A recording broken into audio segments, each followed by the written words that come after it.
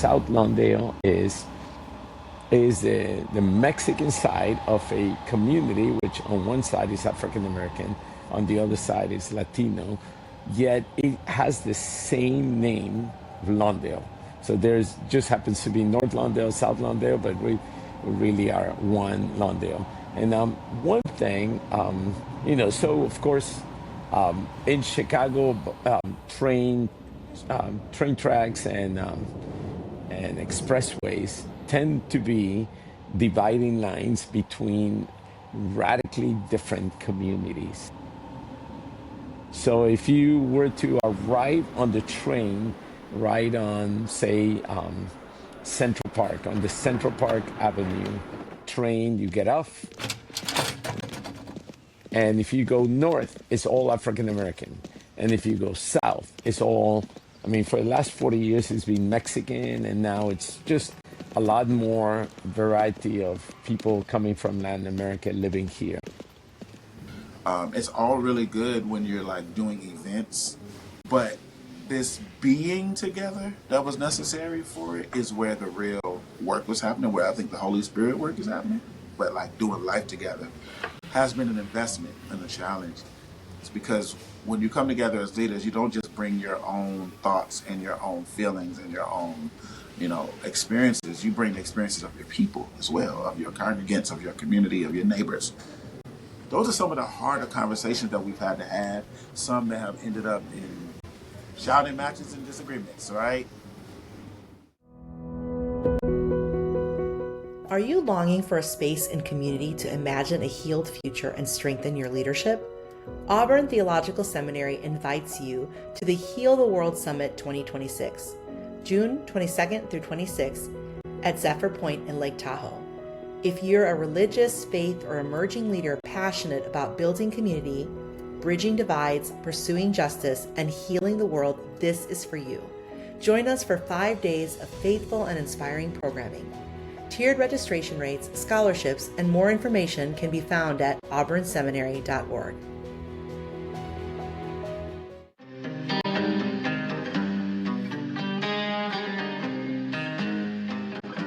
This is Roslyn Hernandez, and you're listening to We Got Us, stories of faith, justice, and collective hope.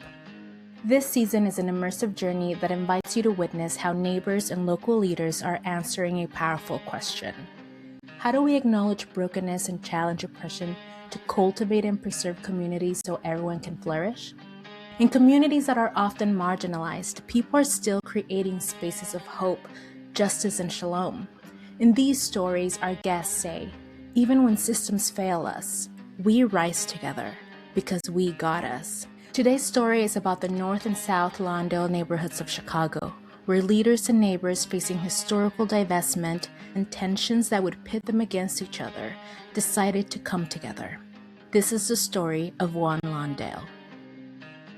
Our storytellers in this episode are Pastor Jonathan Brooks, lead pastor at Lawndale Christian Community Church, and Pastor Paco Amador, lead pastor of New Life Church in South Lawndale. Lawndale is one community, but for a long time it hasn't felt that way. North and South Lawndale are separated by a train track and shaped by decades of divestment, inequity, and distance. But in 2020, in the middle of national grief and unrest, something began to shift. The One Lawndale movement actually started um, out of some of the frustrations that happened during the time of the murder of George Floyd in 2020, and Breonna Taylor and other African Americans who were killed at the hands of police. And a lot of frustration came out of that all over our city and all over our country. Everything from protesting to looting to, even unfortunately, some internal violence and community violence we saw happening during those seasons. And Lawndale wasn't immune to that. As a matter of fact, it was sort of amplified by rigid lines of segregation that have been formed in Chicago throughout its history. Chicago is a city of neighborhoods. There's 77 official communities, and one of them is North Lawndale, and I am in South Lawndale. And South Lawndale is the Mexican side of a community, which on one side is African American, on the other side is Latino, yet it has the same name of Lawndale. So there's just happens to be North Lawndale, South Lawndale, but we really are one Lawndale.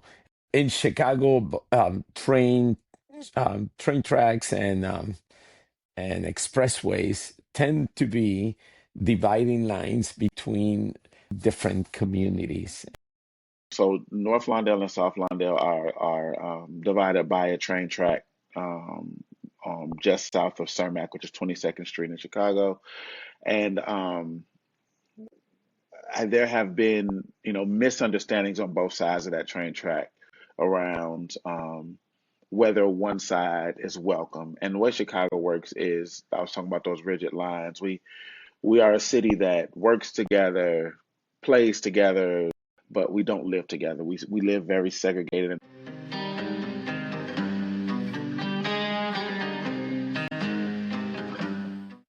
The generational and systemic realities of segregation have created disparity, scarcity, and tensions between neighborhoods and communities in Chicago.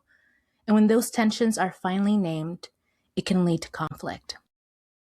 Then when you get into the conversations, because when you come together as leaders, you don't just bring your own thoughts and your own feelings and your own, experiences. You bring the experiences of your people as well, of your congregants, of your community, of your neighbors. And there's lots of different varying views about the way people have felt about, everything from, the kind of the ICE raids and invasions in our neighborhoods, all the way to the influx of new neighbors that came up from South America and other places, over the last 2 years. And the ways that people in the African American community have felt about it, even followers of Jesus, when they felt like we've been here for decades with disinvestment in our communities, and it's not like we don't want people to get taken care of, but where's all this money come from all of a sudden when all of these new neighbors come, and we've been having struggling schools and disinvestment in our communities, and there was never any money. So those types of feelings and conversations are the ones that are difficult to deal with. Those are some of the harder conversations that we've had to have, some that have ended up in shouting matches and disagreements, right? And others that have just been like conversations and dialogue. I think there are forces that do pin us against one another. There's some real things that happen. I think there's also a national narrative that sort of tries to pin us against one another, fighting for different things. One of these instances when the national narrative, systemic injustice, and real situations made tensions rise between North Lawndale and Little Village happened in 2020. In the midst of fear and uncertainty due to the pandemic and the grief after the murder of George Floyd. With George Floyd, when he was killed, there were riots. South Lawndale is a real important and heavy commercial district. And so it was a Sunday morning, and I remember that a car was coming up to Little Village. We finished having the service right outside right outside our house, and neighbors across the street and everything, and putting in live stream and all. And so I was just in a conversation with a few pastors and the police commander because of what had been happening in our city. And then all of a sudden, three trucks, just one after another, down Trumbull Avenue towards 26th Street, which is the main commercial district for Little Village. And the commander and the pastor started saying in the phone call is like, oh, somebody's breaking windows on 26th Street, and then there's like the confrontation. And so I remember just right there, I just took off. I'm 3 blocks away from 26th Street where it was happening, and so I ran there. When I got there, it was several African American young men. There's a sneakers store, and next to it there's a cell phones store. And so both of them, the windows had been broken. The thing that happened though is the gangs had showed up.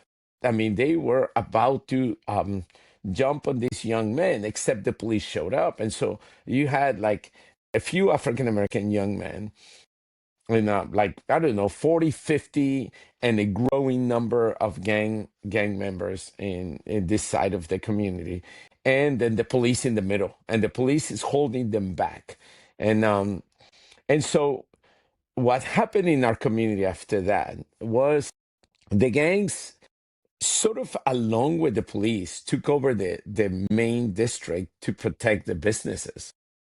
But the gangs started breaking cars that went by through our streets with any African American person in it. So as a car would go by and there was a lady, an African American lady, and they threw bricks at the windows. And it came to a head in some very frustrating ways, where African Americans weren't really being welcomed into Little Village, even those who may live there, or there were presuppositions about why people would be in the community, and gang leaders were, uniting against African Americans, and African Americans were uniting against, Latino brothers and sisters, and All over the city was in flames, and all over Little Village. But that's when Jonathan called me and called a couple of other pastors, and he said, "I've checked your social media. You haven't said anything about this. You're saying a lot of things, but you're not saying anything about this. Breaking an African American lady's car, in your community, you should say something."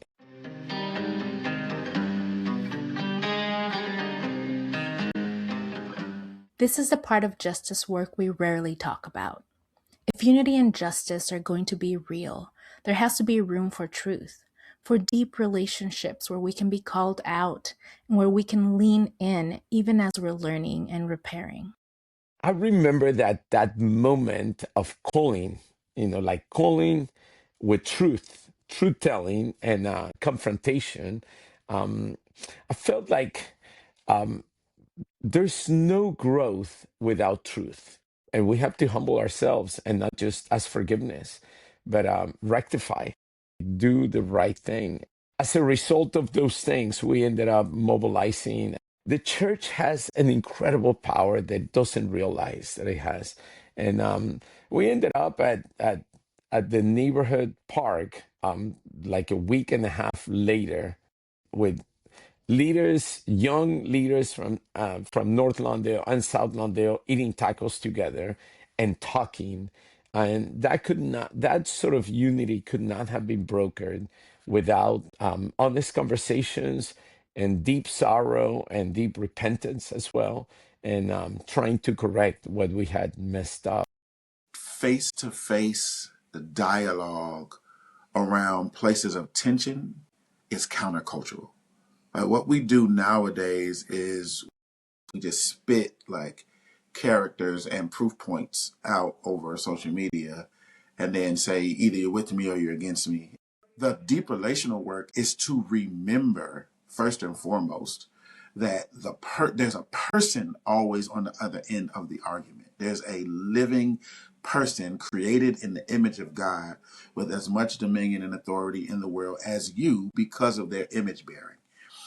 And if you keep that in the forefront, it changes the way in which you engage. It may not change the way you think or believe, but it will change the way you engage with one another. And that's the kind of work that it's going to take in order for us to move forward, especially as people of color in this country, and not allow white supremacy and the systems and structures that want to pit us against one another to win. What has held these leaders and communities together isn't perfection. It isn't having the right strategy or saying all the right things. It's a willingness to stay in relationship, to listen, to be honest, and to keep trying. Not just as partners working on a project, but as people learning how to belong to each other. Because the marches of solidarity, the recreational events, combined church services, and the larger community and multi-organizational efforts depend on these relationships. And what happened first was a unity gathering that was kind of a march from North Lawndale through Little Village, and ended up at the arch of Little Village as a show. And on the arch, they had Black Lives Matter signs kind of posted it. And it was a way of showing solidarity and unity together. And that's kind of like the first organic way that the One Lawndale movement was birthed. And then The following year, we decided to build on that, and we started what was called the One Lawndale Unity Service. And so, four churches in the neighborhood kind of came together: Lawndale Christian Community Church, Harmony Community Church, La Vita Community Church, and New Life Little Village. And Pastor Pack on them. We all came together and had a unity service in the shadows of that train track at Shed Park, which is a park right on the other side of the train tracks on the little village side. But it was also a park that a lot of African Americans came to as kids, play basketball, and so it was a great unity spot. But it also was kind of in the shadows of that train track that divided us. And we had a service together, bilingual, singing Spanish, singing English, dance together, just worship together. And that was our very first One Lawndale Unity service. And it's just grown over the years. One of the things that we were not expecting, but were pleasantly surprised to see, is that this One Lawndale movement has definitely moved outside of the church. Right? It is a community movement now where we want to see both communities flourish well, and the people inside of them know who they are, love one another, and see the value of each other. So everything from schools partnering together to the park districts doing things together. And another exciting part of this movement is the One Lawndale Recreation Center. One Lawndale has received more than $14 million in grants to build a rec center for both communities. This One Lawndale Recreation Center, which is a conglomerate of organizations all over both neighborhoods coming together to do this development. Even everything from like sports teams, like uniting and doing things together. Our education, our recreation, our healthcare, our mental health, all the things will begin to interweave, and that's what we're seeing. Once again, it's not easy. With every single new area in which we try to intermingle our lives, new issues and new beliefs and new frustrations come up. But if you have at your core that, no, this is about flourishing for every single person in our communities, it allows you to keep pushing forward. Do you have any advice for young activists, young leaders, young neighbors who are seeing everything that's happening, are maybe, saying like, what can I do? Or what else can I do apart from protesting? Any practical things that they can do? I think we are the commanders of our soul in a sense. And there is no unity that doesn't begin in our hearts.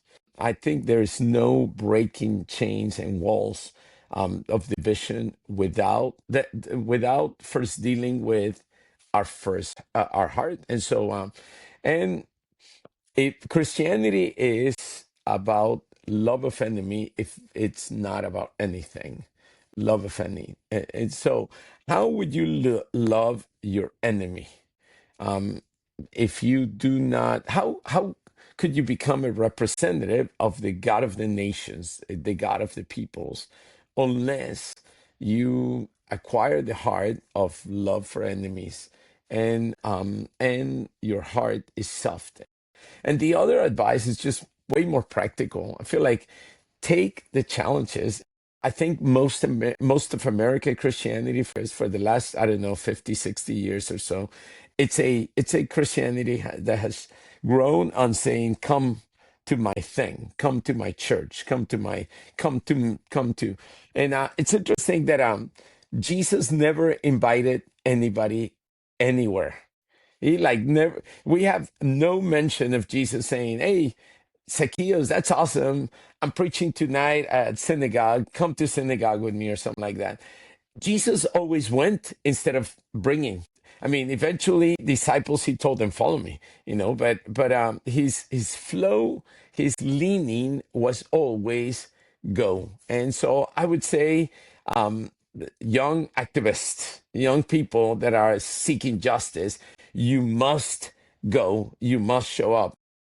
Because I think many times we feel like we're so self-assured that we know everything, but man, you can't love a city without knowing a city, and you can't believe that you stand for a people if you haven't heard from them, if you haven't sat down and said, would you tell me about your life? I feel like we are mindful of our heart. We own our heart, and we own our feet, where we will go. And so I think going is sort of like a walk of um, penetrating and seeing and understanding the heart of people, and then you can stand in solidarity with them. Actually, literally, that's a way of making friends. Just go and listen. And I want you to recognize, like, there's a lot of justice movements in the world right now, and they're all great. Like, we should all be fighting for one another. But that last step that Pastor Sandra talks about in her book, that last step that Father Greg is talking about, that kin piece, that mutuality piece, is the piece that I don't want this next generation to miss. That we don't do this work out of obligation and out of doing things, but out of being with one another, loving each other well. That's what keeps us at the table when we have varying views. That's what keeps us at the table when our point of liberation actually turns out to be the point of oppression for somebody else. We stay at the table because we belong to each other. And so that's why in scripture you never see the word justice without the word righteousness coupled with it. Because it's right living, it's right understanding of who we are, and right relationship with each other that makes sure that we stand as people of justice who want to see things made right in the world. So please hear me when I say this. Who you are is equally important as what you do and what you fight for. And that, I think, is what we're chasing when we say we're chasing justice. Any words of encouragement for young activists or anyone who's like just seeing everything that's going on? The future is in your hands, really, and you can literally draw the next chapter of our world. I think Jesus is always about the work creating prophetic communities and people turning people into giving them a prophetic presence in this world. One of the most meaningful impacts in my life is have seen the reading and about young men and women that would prepare themselves for sitting at the counters during the civil rights movements. I mean, literally, it took insults and yelling and mustard and ketchup in your head. I mean, taking on the most shameful thing, but they made a difference. They made a dent. I mean, every person that suffered, but they had to prepare their hearts. And so I would say, yes, I would say prepare your hearts and prepare your hearts for the evil and violence of this world, but your efforts are not wasted. Victory is assured. The God who loves justice is on your side. Although events since 2020 have propelled the One Lawndale movement, the relational and justice work in North and South Lawndale has been happening for decades. Pastor Paco mentioned conversations about connecting these Latino and African American communities during the first Christian Community Development Association conference in 1989. But I also want to share another more recent story about this. In 2014, after Michael Brown's murder, several African American churches decided to protest at the corner of Central Park and Ogden. This is a big intersection in North Lawndale, so this would cause disruption and bring attention to the issue. Several Latino pastors got wind of this and decided to join in solidarity. It was early December, so they started texting and calling their congregants, telling them to wear heavy jackets to church the next day. So on Sunday, several churches from Little Village start walking north. Some people have Black Lives Matter posters, others brought their guitars, and as they keep walking, their group keeps growing. So there they are, hundreds of people, praying, singing, and marching north towards Central Park. And finally, we went under the train tracks, and I feel like I remember feeling that felt like a family, like a family on their way north. And as we crossed where normally is the dividing line, African American Latino, it felt so good. And at some point, we go on there, and some of the pastor organizers that were leading the gathering of the African American churches, they were already there. And somebody had said we need to march around this corner 7 times. I don't know. Christians get funny about biblical images and that kind of stuff. I mean, now it's like hundreds of people, and it's all poured into this main avenue, blocking traffic. All the cars are going to the side, no police leading this, and it's just people walking. And I remember feeling like these are two armies that are very different one to the other, and but we're family. So it looked like a vortex, you know. And I remember just thinking of the imagery, and it was symbolic in so many different ways because, nobody had invited us. We just showed up. And then it's almost like people feeling like this is our thing. And, but it's also their thing is our thing together. And, what in different situations, different circumstances all over the world would have looked like two armies colliding to battle. This was like all of a sudden when it's just these two things came together, felt like there was family. I mean, it was like the marching was hugs, like hermanos, hey, brothers and sisters. And then the circle started again. So, you got to finish the Jericho March. And so now it just got bigger and it got more integrated and more beautiful. And I remember that, we prayed, we sang songs, we gave speeches, and people knelt down, and I mean, you name it. And at some point, um, we all went home. And on our way home, somebody told me, actually, it wasn't just one person, it was a bunch of different people in different ways, just saying that was not just the funnest Sunday, which you want Sunday to be fun. That was not just the funnest Sunday. That was probably the most meaningful. People mentioned that was my favorite Sunday ever being part of this church. And I remember feeling like the heart of our church and my heart as a leader, my heart as a pastor, and the heart of our church just was changed with one event, with our feet, with our, walking together, marching, singing. And I feel like that was a movement of love. I mean, I think the Bible's very clear about how we belong to one another. There have been many other moments in which that same love has been very much reciprocated. That is the generational work of unity, justice, and love.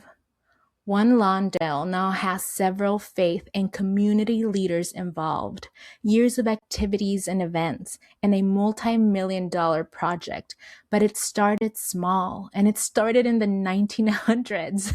The work is slow, and change doesn't just happen through events and big moments. It happens in conversations. It happens when we choose to stay engaged in relationships across differences, and especially when it's hard. Because this work isn't just about what we build out there in the world. It's also about how we're personally being formed. It's about cultivating the humility and the courage to face and challenge what needs to change in our communities, but also what needs to change in ourselves. I really want young folks to hear that we can all be on the streets yelling and screaming, organizing, doing all of that. But if we're not doing the internal work of being righteous and seeing one another as fully human and loving each other well and loving our own families well and loving ourselves well, we'll be working out of a broken core, which can begin to pollute even all the work we do in the world. This is what We Got Us is really about. It's not just about showing up for the moment. It's about committing to each other over time. As we learned from Pastor Jay and Pastor Paco, at its core, We Got Us is about doing the inner work that makes mutual relationships, community, love, and justice possible. This podcast season was made possible by the Storytellers Collective, a program of Christians for Social Action. This episode was produced, content edited, and narrated by me, Roslyn Hernandez, with sound editing by Nasim Boles. The theme song for this season is We Got Us. It was produced in collaboration with Common Hymnal and the Storytellers Collective. We want to give a special thanks to Pastor Paco and Pastor Jay for sharing about their communities, about One Lawndale, and about their friendship. To learn more about this episode, you can check out the show notes. And if you haven't already, share, like, leave us a review, and subscribe so you don't miss any future episodes. This episode is available on our YouTube channel, so let us know what you think in the comments. You can find us at chasingjustice_. That's chasing justice without any spaces, chasingjustice_.